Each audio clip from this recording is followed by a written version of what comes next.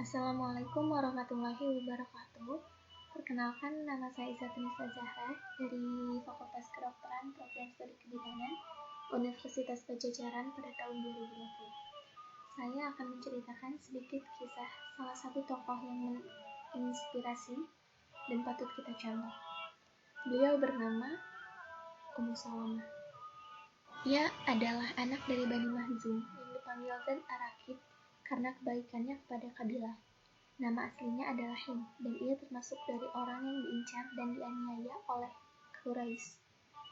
Ibunya adalah Atikah binti Amir bin Rabi'ah dari Bani Firas dan Ghanam. Dan suaminya yang bernama Abdullah bin Abdul Al-Asad termasuk dari pemeluk Islam pertama atau yang sering disebut As-Sabiqun Al-Awwalun. Suaminya mati syahid setelah terkena serangan yang ia terima ketika melakukan perang Uhud. Ia memiliki 4 orang anak dari Abdullah sebelum menikah dengan Nabi Muhammad.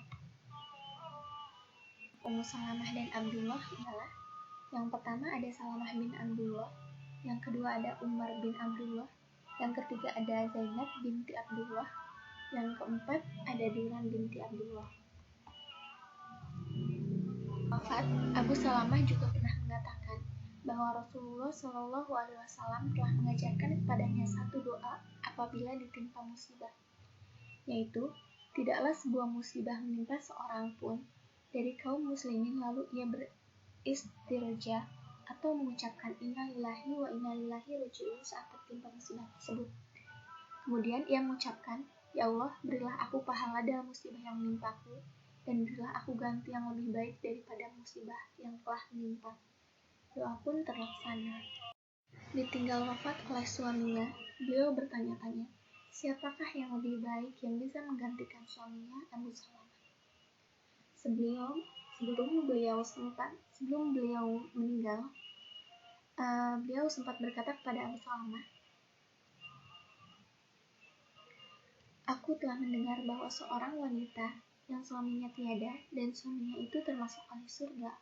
Kemudian ia tidak lagi menikah lagi sepeninggalnya. Allah mengumpulkan mereka berdua di surga. Mari kita saling berjanji agar engkau tidak menikah lagi sepeninggalku, dan aku tidak akan menikah lagi sepeninggalmu. Mendengar perkataan tersebut, Abu Salamah mengatakan, apakah engkau mau taat kepadaku? Lalu Ummu Salamah menjawab, ya. Abu Salamah pun berkata kembali, kalau aku kelak tiada, menikahlah. Ya Allah, berikanlah pada Ummu Salamah sepeninggalku nanti seseorang yang lebih baik dariku, yang tak akan membuatnya berduka dan tak akan menyakitinya. Beberapa waktu setelah masa iddahnya selesai, datang lamaran Abu Bakar As-Siddiq dan Umar bin Khattab. Namun, keduanya ditolak oleh Ummu Salamah. Akhirnya, datanglah Rasulullah SAW untuk melamar Ummu Salamah. Ummu Salamah tidak menerimanya, walaupun ia merasa sangat tersanjung dengan lamaran tersebut. Beliau pun menjelaskan bagaimana permasalahannya saat itu. Beliau berkata bahwa ia adalah perempuan yang sangat pencemburu. Umurnya pun tak lagi muda, dan beliau telah memiliki 4 orang anak. Maka, atas segala permasalahan yang disebutkan tadi, Rasulullah mengatakan bahwa beliau berdoa kepada Allah agar kecemburuan itu dihilangkan darinya. Kemudian, mengenai umur, Rasulullah SAW juga memiliki masalah yang sama.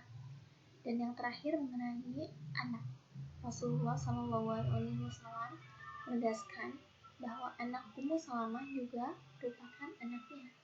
Setelah terjawab permasalahannya, maka diterimalah lamaran Rasulullah SAW tersebut. Kepribadian Ummu Salamah yaitu wanita yang suci, berhijab, terhormat, terkenal cerdas, pandai, sabar, memiliki pandangan tajam, dan pemahaman yang mendalam. Selain itu, Ummu Salamah memiliki sifat-sifat yang harus kita teladani, yaitu wanita tempat bermusyawarah dan pemberi nasihat, lalu taat pada perannya, wanita yang memiliki ide dan pemikiran, lalu selanjutnya wanita yang aktif berpartisipasi dalam peristiwa yang terjadi di masyarakat. Hal ini ditunjukkan pada peristiwa Hudaybiyah, manakala Rasulullah memerintahkan para sahabatnya untuk menyembelih kurban selepas terjadinya perjanjian dengan pihak Quraisy. Setelah masalah tersebut telah selesai, beliau berkata pada sahabatnya, "Berdirilah kalian, lakukan penyembelihan dan potonglah." Namun, tidak seorang pun yang berdiri. Padahal Nabi Muhammad telah mengulang hingga 3 kali. Para sahabat tidak mengerjakannya. Rasulullah kemudian menemui Ummu Salamah dalam keadaan sedih dan kecewa.